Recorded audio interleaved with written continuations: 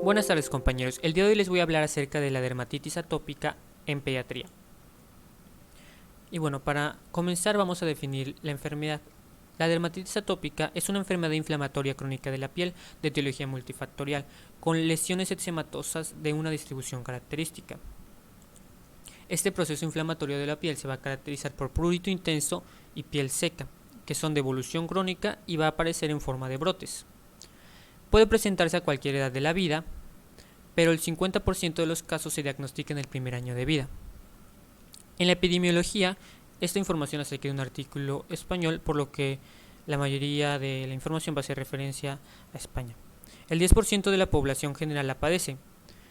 Esta enfermedad crónica de la piel más frecuente en la infancia, y la incidencia ha aumentado 2 a 3 veces en países industrializados durante las últimas 3 décadas, afectando hasta un 20% de los niños.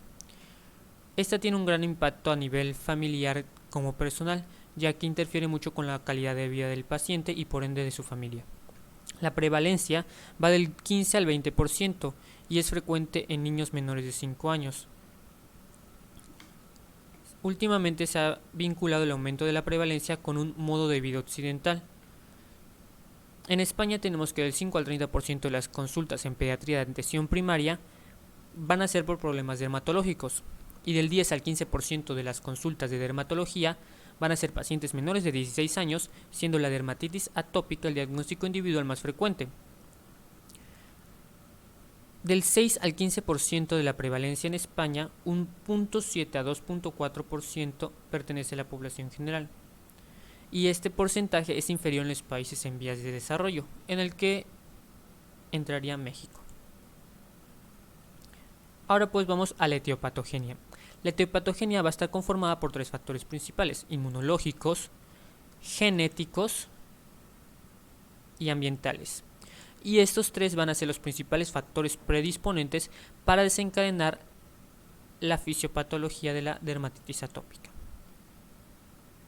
Vamos a comenzar con los factores genéticos. Pues primero está la predisposición genética, la cual van a ser mutaciones que alteran la barrera cutánea y producen una inflamación persistente. El gen más conocido de esta dermatitis, ya que no está muy clara su fisiopatología, pero esto es lo que se tiene o que se encontró en distintos artículos a través de la historia, es el gen de la filigrana, que es el que ha estado alterado en la mayoría de los pacientes. También los antecedentes familiares de alergias o atopia, en los que haya coexistencia de otras enfermedades alérgicas. Es muy frecuente que estos niños se encuentren con asma, rinitis o alergia alimentaria, es decir, van a coexistir ya sea en sus familiares o en ellos la presencia de estas patologías también. La historia familiar de la enfermedad en un 60% va a ser importante si este afecta a un progenitor, y 80% si afecta a ambos progenitores, pero tiene mayor asociación con la madre, ya debido a que es mucho más grave en el niño si la madre presenta manifestaciones graves de atopia. Estos son algunos de los genes que el gen de la filigrana en el cromosoma 1q21, y debido a que esta es una enfermedad de hipersensibilidad tipo 1, tenemos aquí los antígenos que están involucrados, como el HLA9, HLA3, HLA-B12, HLA-BW40, que son algo de la información genética que se tiene acerca de esta información. Como les decía, va a ser más grave si se encuentra afectada la madre, y en este gráfico de otro artículo se encuentra demostrado cómo es la relación de la madre con un paciente sano y un paciente atópico, tomando diferentes factores como el fenotipo atópico, la microbiota digestiva, el modo de parto de la lactancia, comprobando así que la relación causa y efecto va a ser más grave en las madres que tengan dermatitis atópica. En los factores inmunológicos tenemos que esta va a ser muy parecida a la fisiopatología explicada en la alergia a la proteína de la leche de vaca de tipo inmunológica, puesto que tenemos otras las células dendríticas que van a hacer que se diferencien los linfocitos o las en TH1 o TH2, y estos a su vez, si se diferencian en células B, pues van a contrarrestar a TH2 inhibiendo la IgE, pero si se diferencian en TH2 van a hacer que prolifere la inmunoglobulina E que nos va a generar las diversas manifestaciones como el prurito, la diferenciación de eosinófilos y la disminución de los linfocitos T. Este gráfico me gustó porque explica muy bien cómo va evolucionando la fisiopatología o el daño de la dermatitis atópica. Cuando no está involucionada, pues todos tenemos un fenotipo cutáneo y como ya les dije, depende de la carga genética o la predisposición de la historia familiar, va a estar presente o no, va a aumentar el riesgo o no de padecerla. Aquí está involucionado, pero después cuando comienzan los factores inmunológicos, es decir, empieza un alergeno que llegue a la piel, que lo reconozca las células dendríticas y demás, hagan todo el proceso inmunológico que requieren, pues es como se va a activar o va a ser la fase aguda de esta enfermedad. Más aún si el niño se está rasgando por el prurito intenso que genera esta enfermedad, pues va a hacer que la fase aguda se cronifique y esta ya también tiene que ver o involucrar el cambio del agudo al crónico por el desequilibrio neurovegetativo, es decir, la influencia del sistema simpático y parasimpático. También tiene que ver mucho la personalidad en la cronificación de la enfermedad, ya que si el niño se rasca constantemente, pues va a hacer que haya liquenificación de la piel, como vamos a ver más adelante en unas imágenes. En los factores medioambientales vamos a tener que la disfunción de la barrera cutánea va a ser fundamental para el inicio y la progresión de la dermatitis atópica, puesto que la piel, especialmente seca y permeable, va a facilitar la penetración de múltiples alergenos, irritantes y patógenos. La piel dañada por el eczema en un 30% tiene 30% menos ceramidas y estas son de cadena más corta y eso también va a favorecer mucho la patogenia de esta enfermedad. Además, regresando un poco, tenemos que pues los factores ambientales como el calor, el sudor, los alérgenos irritantes como componentes químicos, algunos jabones, cloros, sustancias de limpieza, incluso la baja humedad, el clima, las infecciones bacterianas o víricas o por hongos van a ser también factores desencadenantes para esta enfermedad. Inclusive a muchos pacientes el mismo sudor les va a hacer desencadenar la dermatitis atópica. También los ácaros o el uso de telas como que no sean de algodón. Por eso a estos pacientes se les recomienda usar telas de algodón para mayor protección de su piel y el uso de suavizantes. Estos son algunos de los factores desencadenantes, pero que también hay que tomar en cuenta como factores ambientales el estrés emocional, ya que cuando estos pacientes se estresan o se tornan irritables mentalmente, también les va a influir en desencadenar la dermatitis atópica. Bueno, pues estos gráficos me gustaron mucho porque ejemplifican muy bien cómo es una piel normal y una piel atópica. Aquí en la piel normal podemos ver que el agua se evapora poco, los alérgenos no pasan debido a la barrera cutánea de la piel, está íntegra. El agua se evapora poco y los alérgenos no pueden entrar. En cambio, en una piel atópica, el agua se evapora fácilmente y los alérgenos pasan más fácilmente. Esto se debe a que la piel ya no desempeña su función de protección como barrera y va a dejar evaporar demasiada agua, haciendo que la piel se torne seca y puedan entrar más fácilmente los alérgenos, desencadenando así la reacción inflamatoria que caracteriza esta enfermedad. En el diagnóstico vamos a tener que 3 elementos. El eczema mal delimitado acompañado de prurito intenso van a desencadenar la lesión básica, que como les decía es un eczema muy característico. En el diagnóstico va a ser clínico principalmente, ya que la dermatitis atópica se basa en un conjunto de síntomas y signos clínicos, por lo que el pediatra debe establecer la sospecha ante un prurito intenso y de carácter persistente o recurrente. La afectación de la piel no tiene unas características típicas de la dermatitis atópica, por lo que su diagnóstico se va a basar en la asociación a una serie de rasgos clínicos. La presencia de prurito y lesiones eczematosas, repito, crónicas o recurrentes con morfología y distribución típicas en pacientes con antecedentes de familiares de atopia o de alergias también van a ser muy esenciales en el diagnóstico, por lo que la historia clínica y la exploración física van a ser muy importantes también para corroborar este diagnóstico. Una vez que ya determinamos cómo se hace el diagnóstico, pues vamos a determinar agudas, que las lesiones se van a clasificar según el tiempo de evolución. En agudas, donde se va a tener la presencia de eritema, vesiculación, exudado y escoriación. como la imagen que tenemos aquí. Vamos a presentar vesículas, eritema, escoriación y el exudado característico. En las lesiones subagudas vamos a tener presencia de pápulas eritematosas, descamación, escoriación, como en esta imagen tenemos aquí, ya es un tipo de lesión subaguda. Y en las crónicas vamos a tener liquenificación, que es lo que va a caracterizar a una lesión crónica, la liquenificación producto del rascado de estos niños por el prurito intenso que se están rasca dañando la piel, produciendo liquenificación, lo que va a generar un engrosamiento de la piel y también las pápulas fibróticas y aumento de los pliegues, como se ve aquí claramente en esta imagen. La liquenificación, este color aperlado así, al aumento de los pliegues por la zona en la que se encuentra y las pápulas fibróticas. El artículo manejaba esta tabla para clasificar las fases clínicas de acuerdo a la localización y la edad del paciente, por lo que vamos a tener que los lactantes de 0 a 2 años van a caracterizarse por eczema exudativo, como se va a presentar la enfermedad, localizado principalmente en mejillas, el cuero cabelludo y las zonas de extensión de extremidades.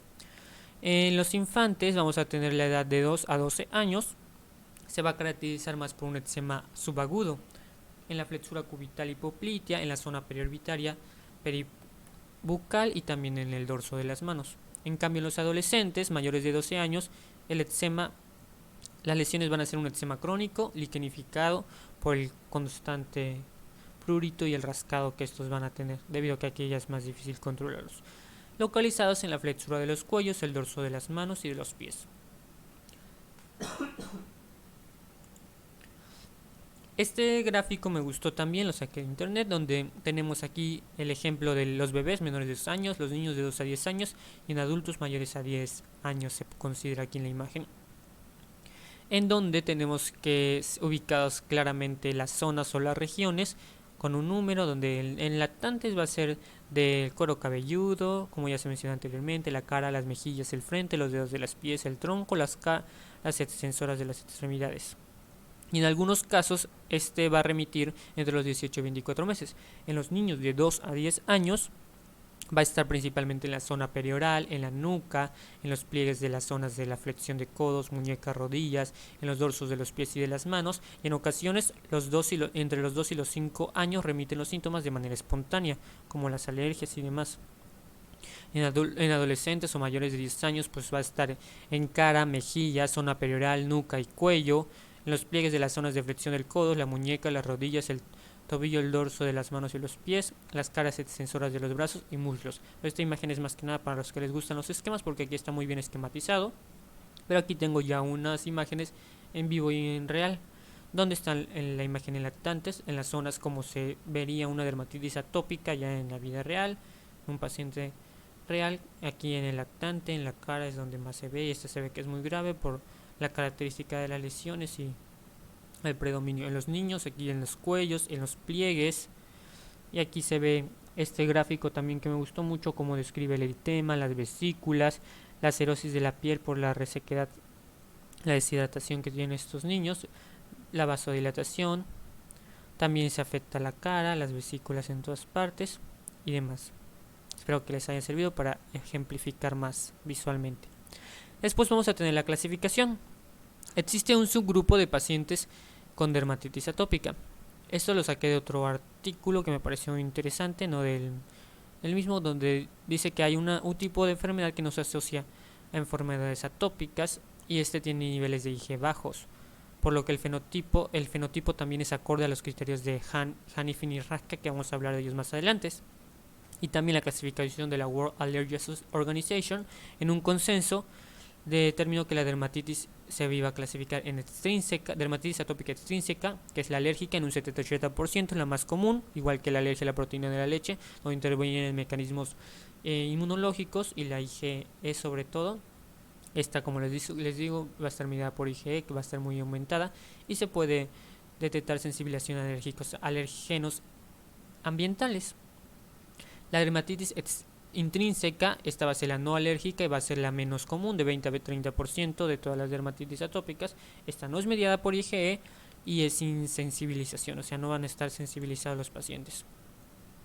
Pero también está la nomenclatura de la European Academy of Asthma and Clinical Immunology, donde tenemos que lo divide en síndrome de dermatitis, eczema atópico no alérgico y síndrome de dermatitis, eczema atópico alérgico. El no alérgico pues es donde no va a estar desencadenado ni por ningún y alergeno, algún irritante, algo demás. Y el alérgico pues se va a dividir en lo que ya mencionaba la anterior clasificación, en síndrome de dermatitis eczema atópico asociado a IgE y síndrome de dermatitis eczema atópico asociado a linfocitos T.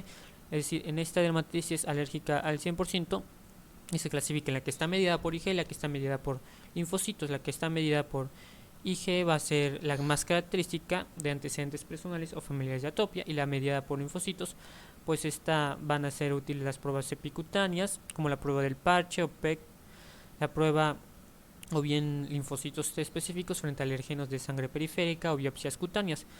Pero en esta no va a haber una detección de IgE, sino porque es inmunidad mediada a linfocitos T. Y en el eczema atópico no alergénico no va a haber ninguna reacción inmunológica, porque no está presente ni IgE ni celularidad de linfocitos T, perdón.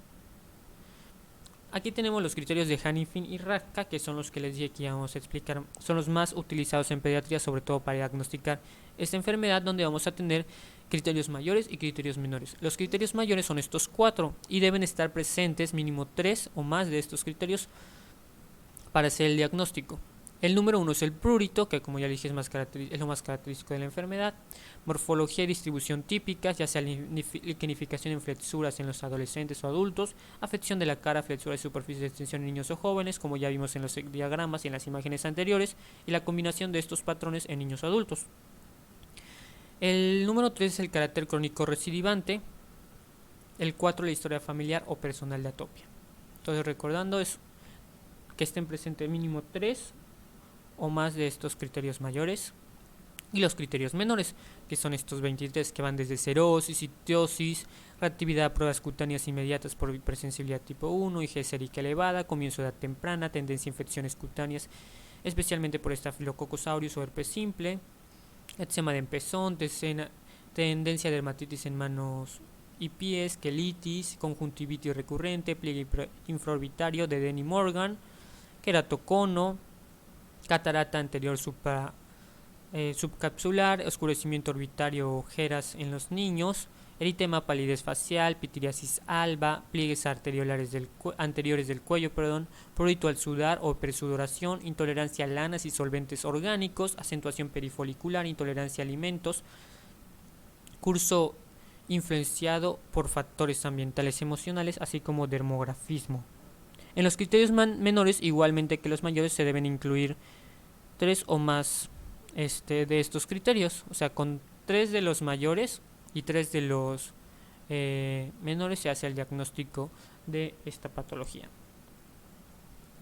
También en el artículo manejaba los criterios modificados por el Reino Unido. En el Reino Unido se utilizan estos como para mayor practicidad, que son más que nada los mismos criterios de Hanifin y Ratka, pero resumidos, como que tomen en cuenta los más principales, en donde además de presentar 3 de los siguientes hallazgos, el paciente debe tener lesiones cutáneas pruriginosas o referencia paterna de rascado en los últimos 12 meses, y 3 de los siguientes hallazgos, que son la mayoría de los mismos que ya hablamos anteriormente.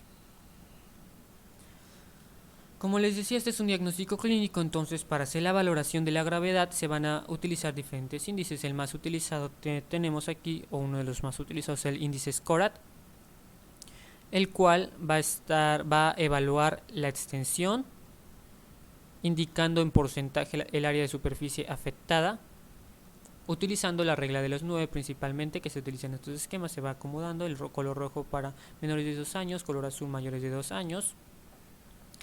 La intensidad, dependiendo a los criterios, como van a ser el eritema, las pápulas, el edema, la exudación de costra, la escoriación, el rascado, engrosamiento, sequedad. y esto se va a hacer en una escala visual donde se va a considerar el promedio de los 3 últimos días, el prurito de 0 a 10 y la pérdida de sueño de 0 a 10 puntos.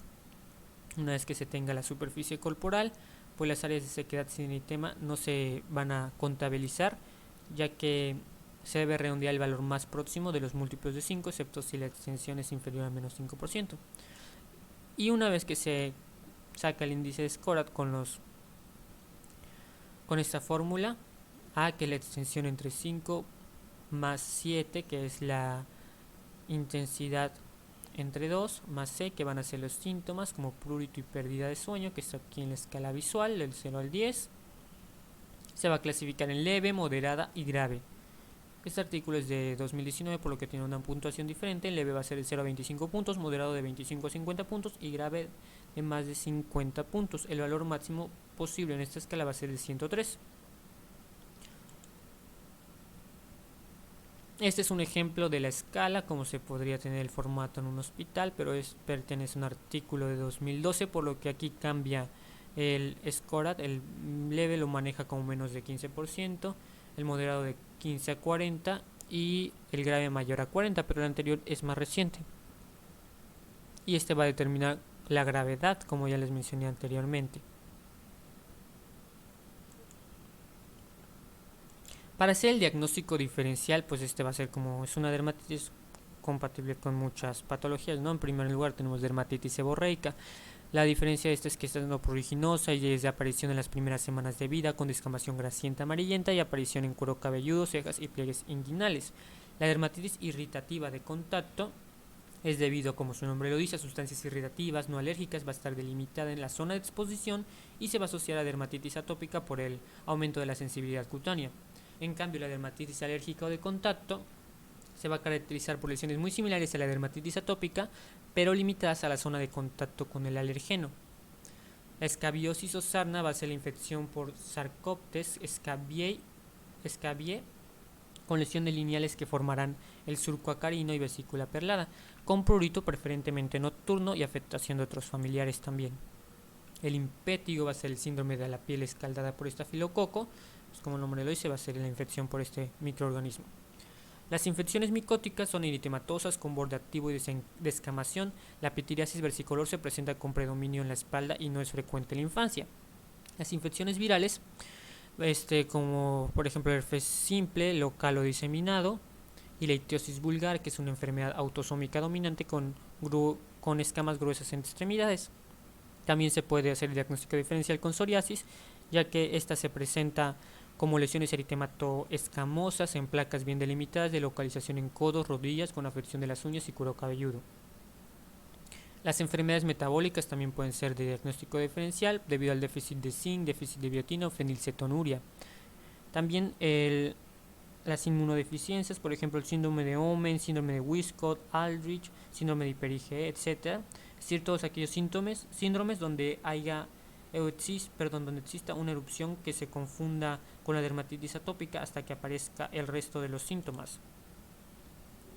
Las enfermedades malignas como el linfoma cutáneo de células T, la histiocytosis de células de Langerhans también van a ser un diagnóstico diferencial importante, y la dermatitis herpetiforme, que va a estar asociada a celiaquía clínica o subclínica, y la erupción vesiculosa muy pruriginosa simétrica, que va a afectar a la superficie de tensión y de la región lumbar. Después tenemos las complicaciones. Estas van a ser principalmente las sobreinfecciones y por Staphylococcus aureus como el principal agente causante de estas complicaciones, debido a que es el más abundante en la piel, pues va a ser la complicación más frecuente debido a la colonización y va a ser común que afecte a más del 90% de los pacientes. El eczema herpético de erupción variceliforme de Kaposi es una infección aguda y diseminada por el virus del herpes simple y más frecuente en los primeros 3 años de vida, y se va a caracterizar por lesiones pustulosas que van a evolucionar a costras. El molusco contagioso en los niños atópicos es más frecuente que desencadene esta enfermedad, pero de tipo asintomático principalmente. Y la infección por dermatofitos. Estos son los resultados la infección por dermatofitos va a ser también otra de las complicaciones. como manejamos, como podemos ver aquí, las infecciones o sobreinfecciones van a ser la principal complicación. Ahora, entrando al tratamiento, tenemos que va a ser muy importante, la educación del paciente y su familia como la primera punto importante del tratamiento, ya que la familia debe comprender cómo se trata la enfermedad, la evolución crónica que va a tener, que el tratamiento no va a ser curativo, sino que va a ser nada más sintomático y el niño va a mejorar con la edad, realizando correctamente el tratamiento que se le dará. También hay que evitar exacerbaciones, ya que algunas situaciones pueden alterar la barrera cutánea, como por ejemplo bañar al niño muy frecuentemente sin aplicarle cremas hidratantes o emolientes después de bañarse. También los ambientes con poca humedad, como ya vimos, son parte de los factores ambientales. El estrés, la piel seca, la sudoración y el abundante uso de suavizantes o detergentes. También estos niños es importante mantenerles las uñas de las manos cortas para que no se rasquen. O sea, hay que cortárselas mínimo 2 veces por semana para que no favorecer también que estén rascando. Si tienen las uñas cortas puede ser más difícil que se rasquen. Restaurar la barrera cutánea e hidratación abundante de la piel, debido a que una abundante hidratación de la piel va a ser el componente clave para el manejo de la dermatitis atópica. Los emolientes, que van a proporcionar un método seguro y eficaz, van a ayudar a mejorar mucho la barrera cutánea, porque estos proporcionan a la piel una fuente de lípidos exógenos. También vamos a tener como algo muy importante el control del prurito, pues como ya vimos, la característica de esta enfermedad es la comezón que da, por lo que el prurito también va a ser el síntoma clave para determinar la respuesta al tratamiento y determinar si se va a iniciar corticoides tópicos, ya que hasta que no desaparezca no se debe de bajar la pauta de este corticoide. Los antihistamínicos orales se ha visto que no tienen un gran efecto, a menos que tengan efecto sedante, como la hidroxicina, unidos a un tratamiento farmacológico precoz para evitar el ciclo picor, rascado y lesión. Es decir, la hidroxicina es una buena elección debido a su efecto sedante para estos niños y se les da más que nada en la noche. Las infecciones cutáneas, vamos a tener a sospechar de una sobreinfección del eczema ante la presencia de exudación, costras melicéricas, empeoramiento de la clínica o falta de respuesta al tratamiento. En estas situaciones pues hay que ver si son localizadas, pues se va a dar un ácido fusílico, la mupirocina tópica al 2% en crema, aplicándose 2 veces al día durante 1 a 2 semanas. En los preparados tópicos también pueden ser útiles asociados a un corticoide tópico con antibiótico para el tratamiento de placas concretas de eczema sobreinfectado o con una sospecha de infección. Para lesiones extensas ya va a ser necesario el antibiótico oral, siendo de elección las cefalosporinas de primera o segunda generación. También la amoxicilina con ácido clavulánico durante 7 a 10 días. Y en pacientes alérgicos pues se recomienda el beta-lactámico y el de elección también es. En esto se puede usar ácido fusílico oral 250 a 500 miligramos cada 12 horas. Los baños de lejía también se pueden considerar, y esto se dice que se diluye con una dilución al 0.005% para los niños con dermatitis atópica resistente al tratamiento y con múltiples sobreinfecciones en la piel. Se puede intentar este tratamiento también. Como les mencionaba aquí, los pilares fundamentales en el tratamiento médico de la dermatitis atópica van a ser: número 1, disminuir la inflamación, y número 2, reconstruir la piel. Entonces la base del tratamiento va a ser la crema a base de cortisona para reducir la inflamación y el emoliente, que nos va a ayudar a reconstruir la barrera cutánea de la piel, manteniéndola hidratada debido a, como ya vimos en la fisiopatología, cómo se deshidratan estos niños por la pérdida de la piel. El artículo maneja esta tabla como tratamiento farmacológico de la piel para los corticoides tópicos. Va a ser dependiendo, nos ayuda o nos da una idea acerca de la cantidad del corticoide según la zona y la edad. Por ejemplo, en cara y cuello, para niños de 3 a 6 meses hay que utilizar una unidad de corticoide. Pero antes me faltó explicarles que el tratamiento con corticoides tópicos va a ser de elección durante los brotes agudos 1 o 2 veces al día durante el periodo inferior a 2 semanas. En estos es importante el vehículo, ya que de va a depender la localización. El vehículo del corticoide va a depender o va a ser útil para la dependiendo de la localización. Por ejemplo, a lesiones exudativas se le va a utilizar una crema o emulsión, y esta también, si está afectado al cuero cabelludo, puede ser útil. En cambio, las lesiones crónicas o liquenificadas se va a aplicar el corticoide en pomadas o ungüentos. La cantidad se va a calcular con la unidad de la punta de dedo, FTU del inglés Fingertip Unit, y esta va a equivaler a 0.5 gramos, que es la cantidad de crema ungüento exprimida de un tubo con una boquilla de 5 milímetros de diámetro, aplicada desde el pliegue distal de la cara palmar de la yema del dedo índice. La potencia que se va a elegir de acuerdo o en función a la localización de las lesiones. Por ejemplo, cara, axila, ingles y genitales, la potencia va a ser baja. Y si no hay mejoría, se va a tender a subir a subir un poco la potencia. El tronco, extremidades y cuero cabelludo, la potencia va a ser media, y si no mejora, se va a subir la potencia alta. En niños es recomendable usar los corticoides tópicos de cuarta generación, puesto que estos van a disociar la eficacia clínica de los efectos secundarios locales y sistémicos. También mencionaba el artículo que los tratamientos con vendajes húmedos van a ser muy útiles, puesto que si se usan corticoides tópicos asociados a un emoliente en proporciones variables del 10 al 50%, aplicados en extensas áreas de bajo oclusión con una capa de tela húmedo, pues el resultado va a ser más favorable para estos niños. Ahora sí, como les decía, pues aquí en la tabla tenemos las unidades de punta de dedo. Si está en cara y cuello en niños de 3 a 6 meses, va a ser una unidad de punta de dedo. En niños de 1 a 2 años, 1.5 unidades punta de dedo. 3 a 5 años, 1.5. 6 a 10 años, 2. Y en adultos, 2 a 5. Si está en tórax y abdomen, igual 1. Y así, dependiendo de la localización, la edad va a ser la cantidad de FTUs que van a requerir estos pacientes. La clasificación europea de los corticoides los va a dividir así.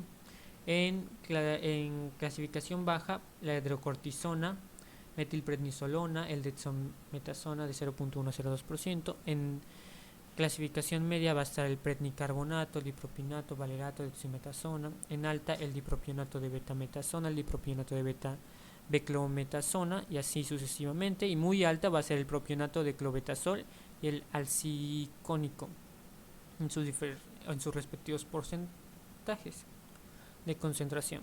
Los corticoides tópicos de cuarta generación, que son los que se recomendaron para disminuir la sintomatología clínica, va a ser el butirato de hidrocortisona, el pregnicarbato, el acetato metilprednisolona y el fluorato de mometasona. Pues estos van a depender mucho de cómo vaya evolucionando la enfermedad. También decía que otras alternativas podían ser los inmunomoduladores tópicos, IM, su abreviación, que estos van a ser fármacos inhibidores de la calcineurina, como el tracolimus. En pomada tópico va a ser a concentraciones de 0.03% a 0.1%, o el primecrolimus a crema al 1%. Algunas otras alternativas para los pacientes con dermatitis atópica moderada grave que no responden a tratamiento convencional van a ser los inmunosupresores sistémicos, las inmunoglobulinas endovenosas, la fototerapia con UV o PUVA se puede utilizar también en estos, dependiendo la edad, claro está también. Y los agentes biológicos como el omalizumab y el dupilumab también se han utilizado últimamente.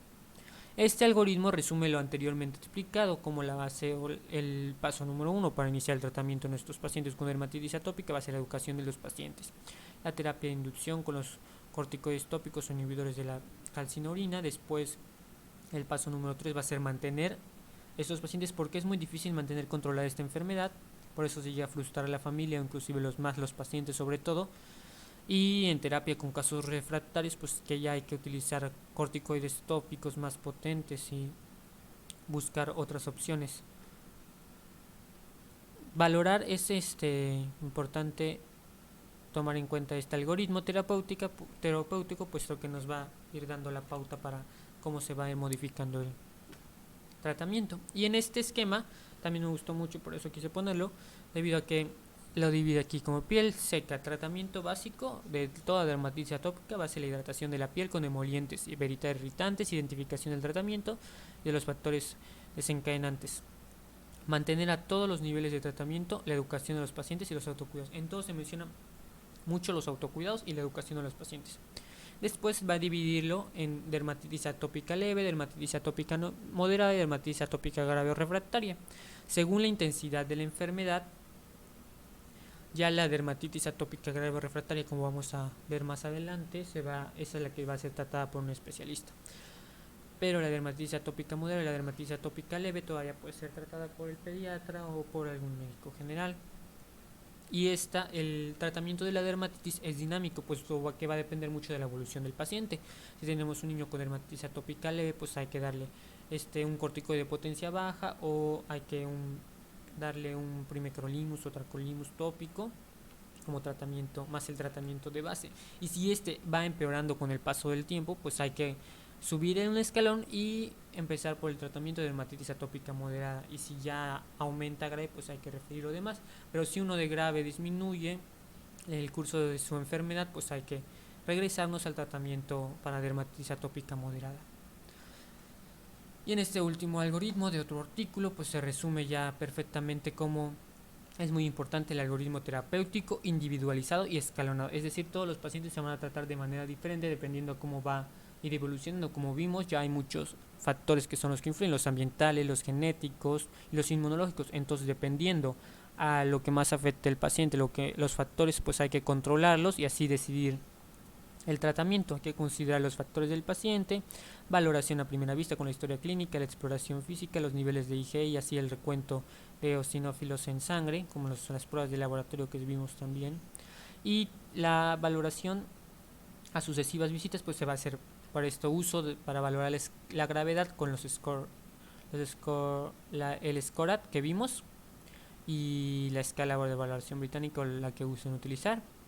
Pues vamos a tener aquí que se debe controlar el prurito y se debe de controlar las infecciones como fuera del tratamiento, si es en caso de que suceda o predomine.